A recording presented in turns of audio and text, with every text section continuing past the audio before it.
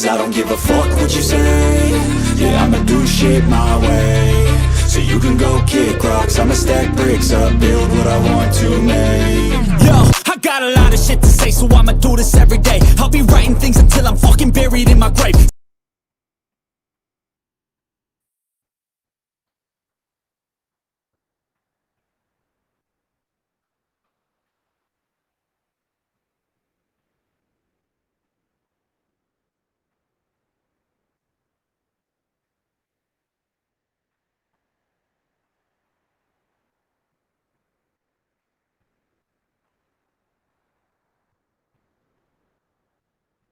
Track of 320,000 migrant children with untold numbers at risk of sex trafficking and forced labor.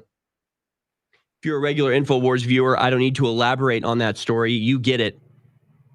But just the missing remote.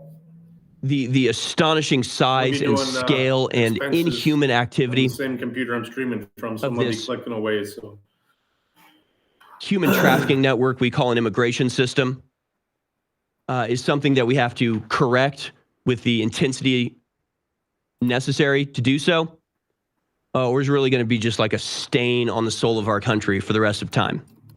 Really is horrific. And of course contributes exactly to our first story in our September stack, which is Colorado law firm reports Venezuelan gang has stranglehold on apartments.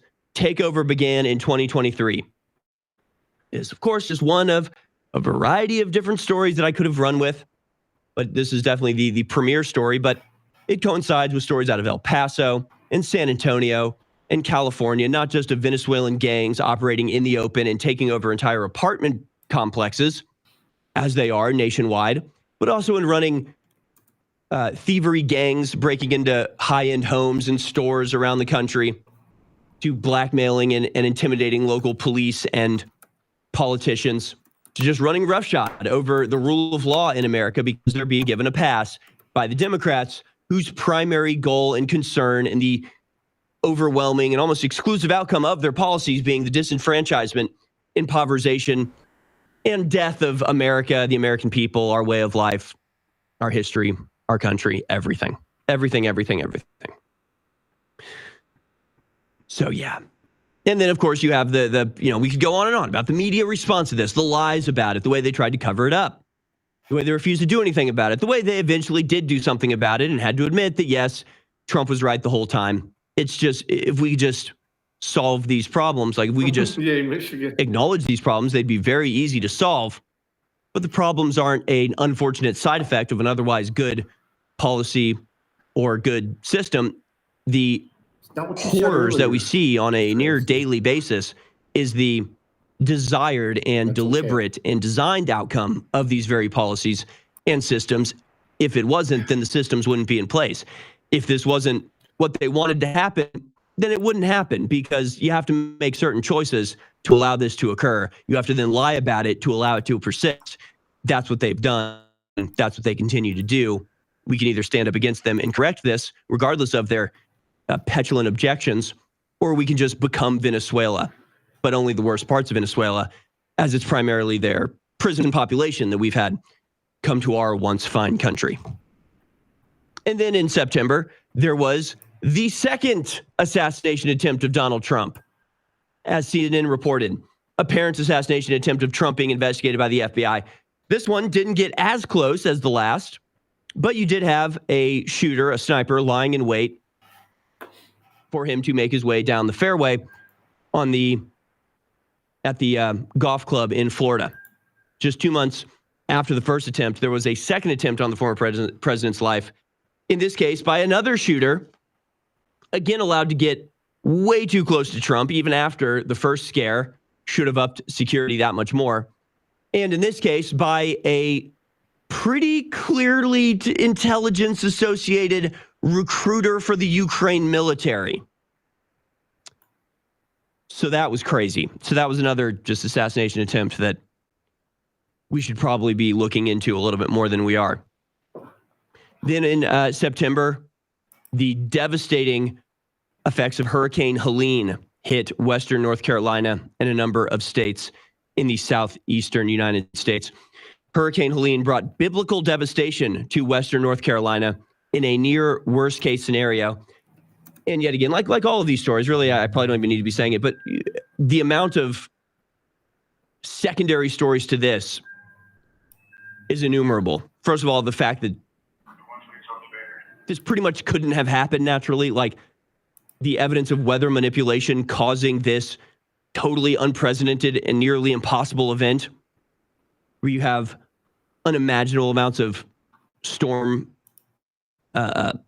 rainwater come pouring out on these places that have never been hit by a hurricane before. The incredible and devastating flooding, the total lack of preparedness or response, the disrespect of the American people as they send hundreds of billions of dollars to Ukraine, but offer the people whose lives were destroyed by this sudden, unexpected, and impossible storm, offered a $750 loan when their entire lives were washed away into the mud.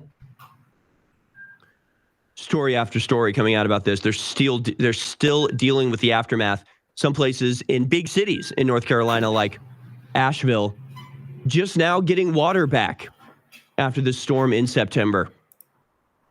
Which again is, just like the immigration system, it's a choice. It's a choice being made. If the choice had instead been to provide all necessary supplies to rebuild and help the people in Appalachia get through this, then a month later, things would be rebuilt, roads would be repaved, people would be getting back on their feet. Instead, FEMA chose to tear down small houses built by Amish people attempting to assist their American neighbors, to confiscate goods, given out, having helicopters, military helicopters, fly low over, aid gathering sites and destroy all of the things gathered for the people there. Pretty much open warfare against the American people by the American government in a truly disgusting display of contempt for the average American person. And probably in some way an effort to rig the American election. There were lots of impulses at play here. Also in September, we had the really astonishing development in the Israeli war of the pagers exploding in Lebanon. CNN has a story. How did pagers explode in Lebanon and why was Hezbollah using them? Here's what we know. Basically, Israel and the Mossad somehow hacked the pagers that were used by Hezbollah to indiscriminately explode random Lebanese civilians as well as some Hezbollah operatives throughout the country. Again, an absolutely terrifying story that we've never gotten sufficient explanation for. And the explanation that's been given has been largely inaccurate and just obviously false. Meaning that, this very well could have been a signal to all of us that, if they choose, Israel might just blow up the devices of their enemies in their pockets, kill, maim, and disfigure them and their children and anybody else who happens to be standing next to them at the time. They're so evil. It's crazy. It's just really genuinely crazy. Meanwhile, also in September, Haitian migrants eating pets. Here's the even more serious stories about immigrants in Springfield, Ohio. Yes, folks, this was the time when it was revealed they're eating the cats, they're eating the dogs. Let's go to the video now. Donald Trump in the meme to define the election. They're eating the dogs, they're eating the cats. Haitians dropped in Springfield to be indentured workers and to replace the natives that have been discarded and forgotten by their own government.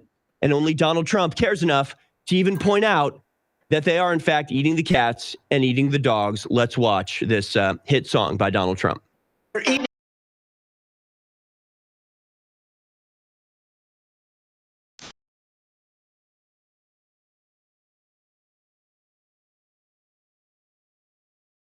Yes, folks, America may be collapsing into dystopian hell. We may be on the verge of World War III and a nuclear annihilation, but you can't say we're lacking in memes.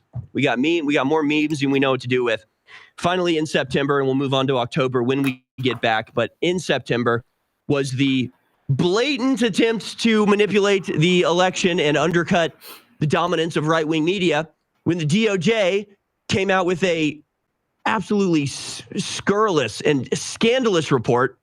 PBS News reported well-known right-wing influencers duped to work for covert Russian operation, where the DOJ and in particular Merrick Garland presented this fodder for the left wing to claim that Tim Pool and Benny Johnson and everybody on the right wing was just a stupid puppet of the Russians. When, of course, the reality was nothing of the sort, that no, information had been spread, no stories had been manipulated by Russia. It was just a blatant and cynical attempt to discredit the right-wing media instead of actually being able to counteract them because we're telling the truth. Wish everyone an amazing, safe Christmas. I would encourage people to pray and get closer to Christ, especially if you don't believe Christ is real. Why don't you reach out to God and ask God to show you? I think you'll be surprised what happens. Basically, everybody I know that actually reaches out with an honest heart to God and says, I don't know if you're real. I've been told you're not, but I see the evil in the world. I also see the good. Will you show me? And if you have a sincere heart, God will show you. You will be amazed. It might hit you like Saul of Tarsus on the road to Damascus right away, or it might happen in a week from then. Depends on how sincere you are. So this Christmas, I want you to know I love you, no matter what color you are, where you came from. If you love God, you love justice, and you want to be free, I am your brother. I am your brethren. And I want to wish you, for myself and the whole InfoWars crew, a blessed Christmas.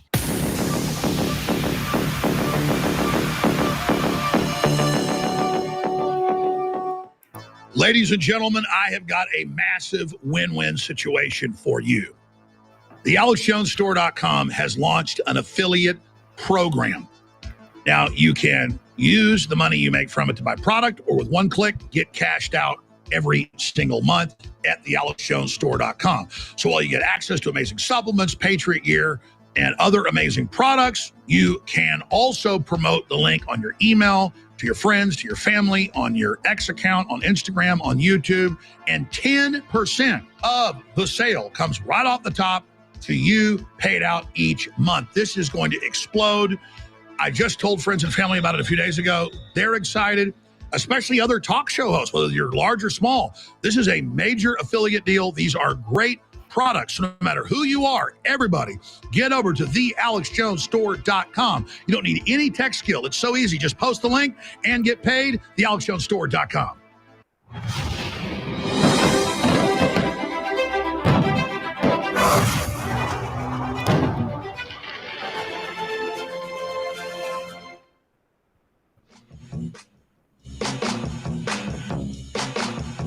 Welcome back, ladies and gentlemen. Third hour is on for this New Year's Eve broadcast.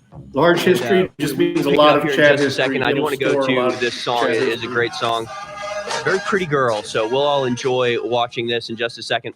I do want to remind you to go to thealexjonesstore.com to support us. Go to thealexjonesstore.com/Harrison to make sure they know who sent you. Of course, we're doing the year in review. We'll finish up with the last 3 months over this hour. If we have time, we'll take your phone calls. But it's been so funny as I put out a call on Twitter asking people for their favorite stories. And it happens every year. It's funny the way that people either mention things that are happening right now. It's people like, the biggest story is Elon and H1B. And it's like, well, that's what's happening right now.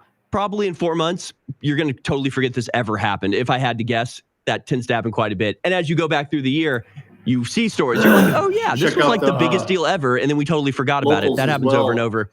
Or people are like, how about the Chinese balloon? And it's like, well, that was 2023. So our whole perspective is a little bit warped, which is why I try to go through the year and remind us of what exactly happened and didn't happen over this year. We will continue that on the other side. We rely on and appreciate your support at thealexjonesstore.com. Now let's go to this song called Carmageddon by Aya May, a pop star from Australia. Let's watch.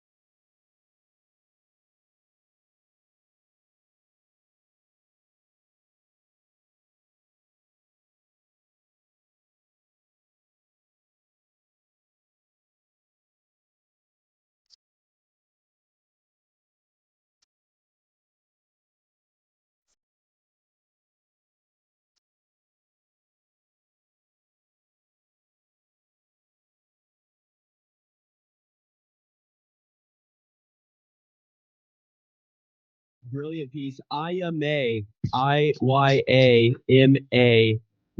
music on X. Brilliant stuff. This is what I want to see more of in 2024. Real conservative art. We'll be right back. Patriot Apparel, the supplements, the yellowstonestore.com do not have a lot of markup because we're being very competitive.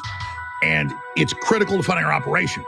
But we do have limited edition posters that do have a lot of markup in them, so that if you really want to support and keep us on the air, you can go buy the products. Now, there are currently 5 limited edition posters, and on January 6th, we're not going to make any more of these designs. So if you want to get them, hang them on the wall, hang them at your office, know that you really supported the InfoWar at a critical time, and know that we really got some major funds in from it, because the posters cost like $6, $7 a piece. We sell them for $25, $29, depending on the poster. 54. Again, it's a fundraiser, so you know you're really supported, but they're handsome, nice posters, and they're mementos of the battle for the Republic in 1776 worldwide. So you've only got to January 6th to get these 5 limited edition posters, and they'll never be available again. I've got them hanging at my home and here at the office. I love them. So get your limited edition posters right now at the AlexJonesStore.com while you can.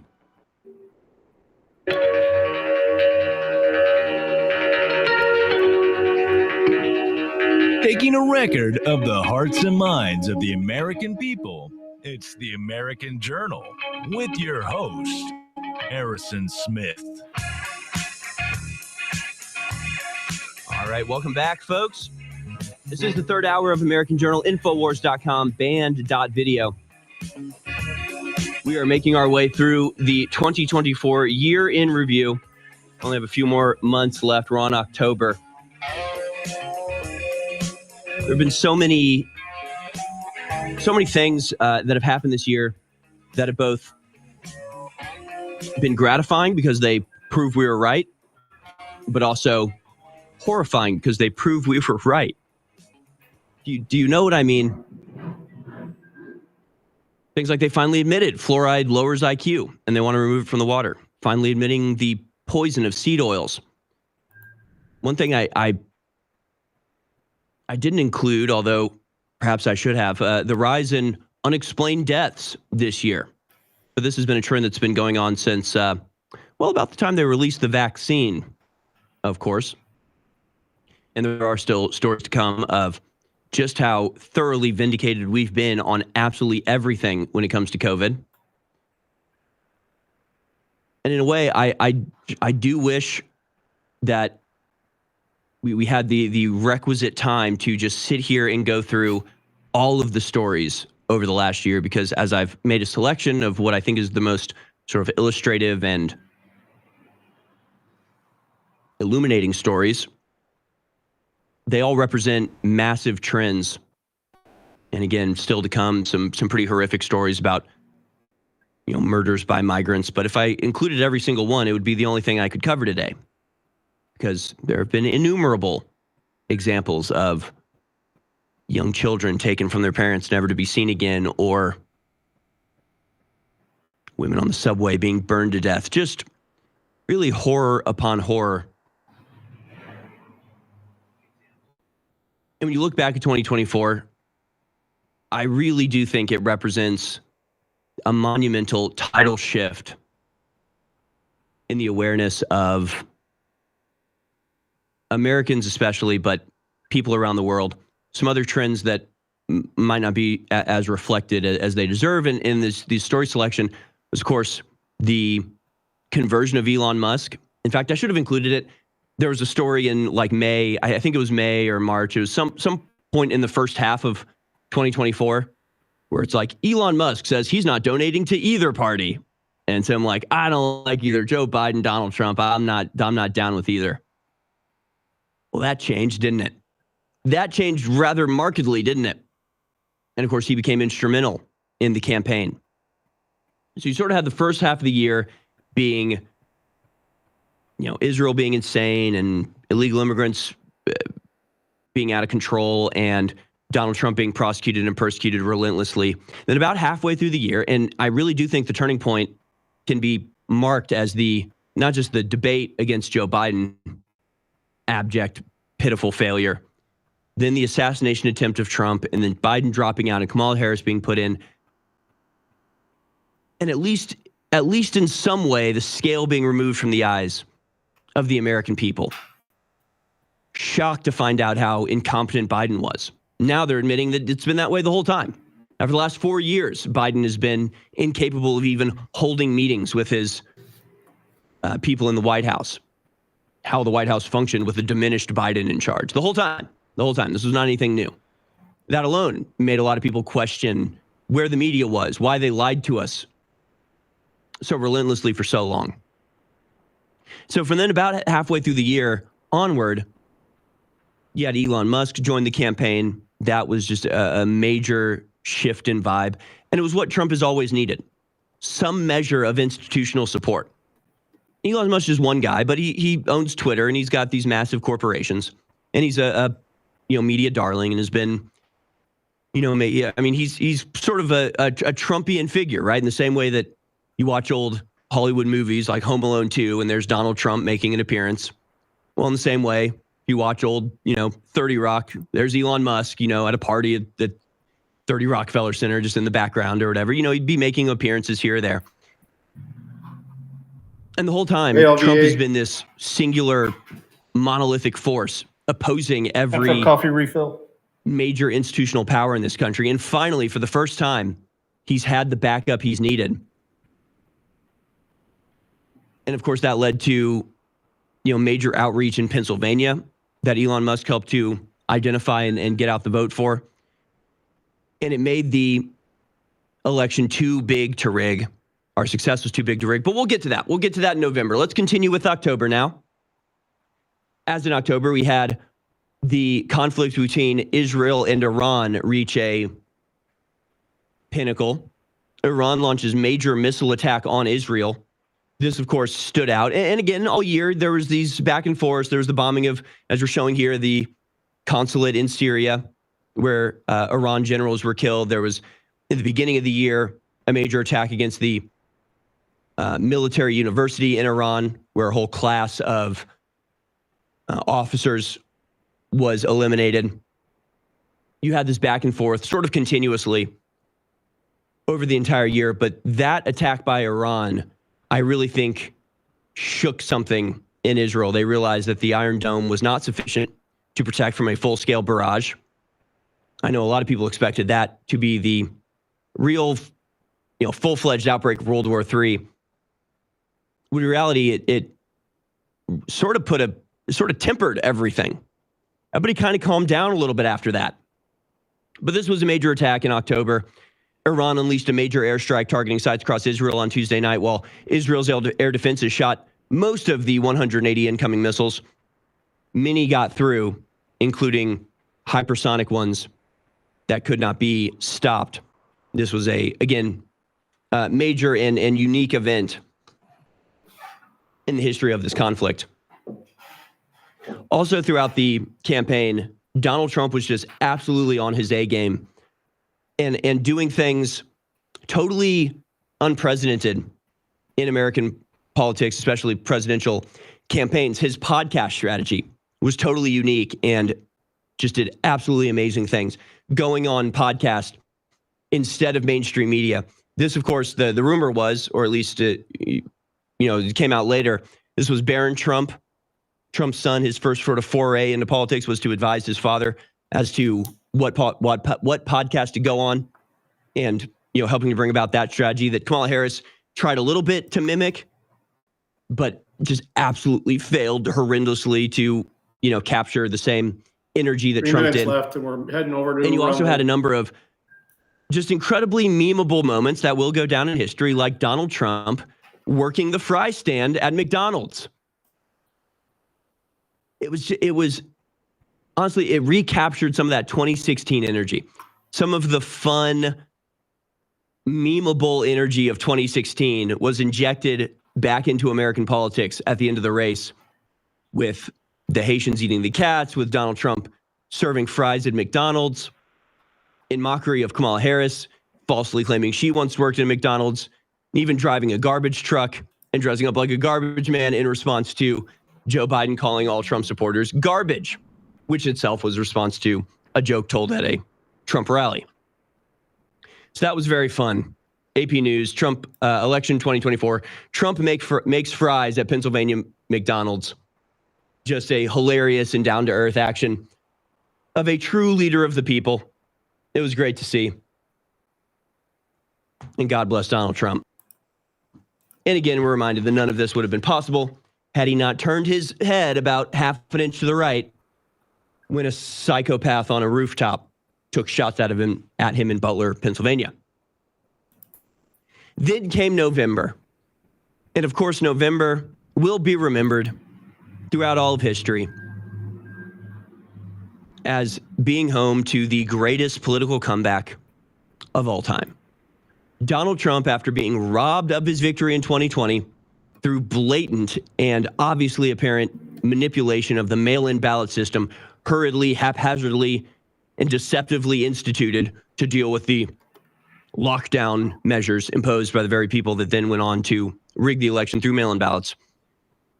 4 years of relentless persecution through lawfare, with special prosecutors being appointed just to go after him about whatever. He survived it all. Literally survived it all. Assassination attempts, scandals fabricated from thin air. And not only did he win, not only did he come back to victory, he did it in a way that was greater than any Republican in the last several decades. BBC News ran with the headline, "Just how big was Donald Trump's election victory?" Not only did he win every single swing state that was up for grabs, he won the popular vote as well, something that has not been achieved since George W. Bush in the middle of the War on Terror. A landslide victory when put in perspective. The fake war on terror. So congratulations to Trump, but also congratulations to all of us. All right, guys. For maintaining our support and helping him cross the finish line. It was really incredible, especially when you learn just how much he was up against. Chat. New York Times ran with this article about a week after the election. How Kamala Harris burned through $1.5 billion in 15 weeks. Hey guys, see you over there. $1.5 billion. I'll tell you, folks, leftists